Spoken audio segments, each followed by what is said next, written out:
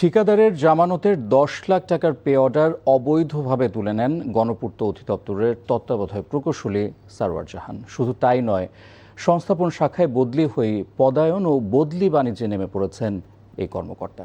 তদন্তে দুর্নীতির প্রমাণ পাওয়ায় কর্মকর্তাদের বদলি ও পদায়ন আদেশ স্থগিত করেছে মন্ত্রণালয়। অবশ্য অভিযোগ অস্বীকার করে সারওয়ার জাহানের দাবি তিনি ষড়যন্ত্রের শিকার। ওবায়দুল্লাহ মামুনের রিপোর্ট।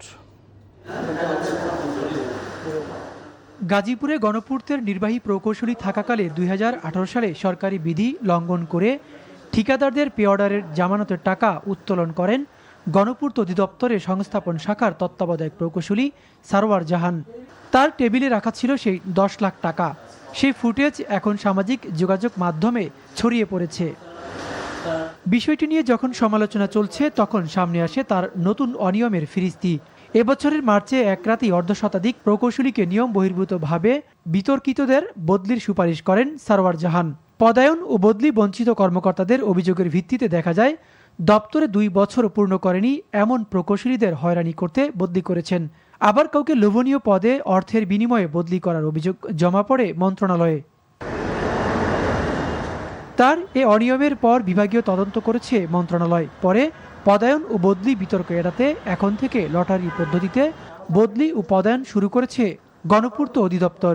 সারওয়ার জাহানের এসব অভিযোগের বিষয়ে জানতে তার দপ্তরে গেলে ক্যামেরায় সরাসরি কথা বলতে রাজি হননি তিনি।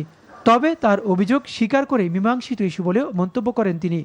না, আপনার এই পুরান জিনিসটা খালি মানে এই নতুন কিছু খবর দিয়ে এটা আক্রমণ করা, সেটা দিয়ে পুরান জিনিসটা কেন, সেই কবেকার জিনিস এগুলো সেটেলড। এগুলি অভিযুক্ত রানিং থাকতো তাহলে কথা বলতেন, সেটেলড ইস্যুতে এগুলি।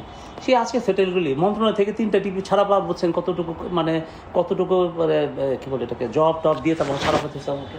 সারওয়ার জাহানের অনিয়ম ও দুর্নীতির বিষয়ে প্রধান প্রকৌশলীর বক্তব্য জানতে তার কার্যালয়ে দীর্ঘক্ষণ অপেক্ষা করেও বক্তব্য মেলেনি।